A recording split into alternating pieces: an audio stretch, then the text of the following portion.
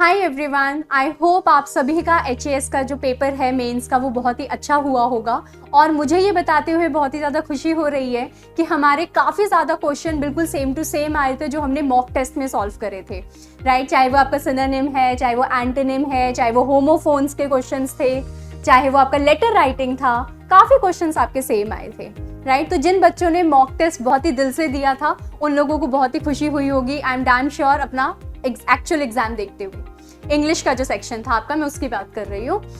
और अगर हम बढ़ते हैं एग्जाम एनालिसिस की तरफ, जो आपका इंग्लिश का पेपर आया था वो बिल्कुल पैटर्न के अकॉर्डिंग आया था। आपके 10 क्वेश्चंस डू एज डायरेक्टेड के थे, 5 क्वेश्चंस एरर स्पॉटिंग के थे, फिल इन द ब्लैंक्स आपके एग्जाम में पूछा गया था, राइट, जिसमें आपको फॉर्म्स चेंज करनी थी। तो जो ग्रामर का पार्ट था वो आपका सारा का सारा पार्ट्स ऑफ स्पीच बेस्ड था और एक मॉडरेट लेवल पे था, बहुत ज़्यादा टफ नहीं था और बहुत ज़्यादा बिल्कुल ही ईजी भी नहीं था। अगर आपने अच्छे से मेहनत करी है, आपकी बेसिक्स क्लियर हैं, तो ग्रामर का सेक्शन आपके लिए बहुत ही ईजी था।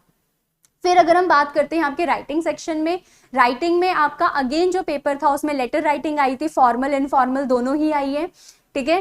तो उसमें आपका एक तो आपने फॉर्मेट का ध्यान रखना था, प्लस आपके जो आगे जो बॉडी थी, कंप्लेनिंग लेटर था तो उसमें वो प्रॉब्लम, कॉज, इफेक्ट, सोल्यूशन, उन चीज़ों को आपको लिखना था, ठीक है। अगर आपने लिखा है तो वेरी वेरी गुड, नहीं लिखा है तो आगे वाले एग्जाम्स में उसको आप ध्यान देना, ओके। फिर हम बात करते हैं प्रेसी राइटिंग की। प्रेसी राइटिंग आपकी 20 मार्क्स की आई थी, 560 वर्ड्स, 567 वर्ड्स की प्रेसी थी। एक्चुअल पैसेज था जिसको आपने 1/3 करके लिखना था, तो प्रेसी अराउंड आपका 187 टू 190 वर्ड्स में जाना चाहिए था। तो आई होप वो भी आप लोगों का बिल्कुल सही हुआ होगा। तो पेपर बहुत इजी था, अगर आप लोगों ने इसको बहुत ही अच्छे से मेहनत करके किया होगा तो आपको काफी क्वेश्चंस बहुत इजी मिले होंगे। कुछ क्वेश्चंस टफ भी थे, राइट, लेकिन कुछ क्वेश्चंस मतलब paper was very very moderate.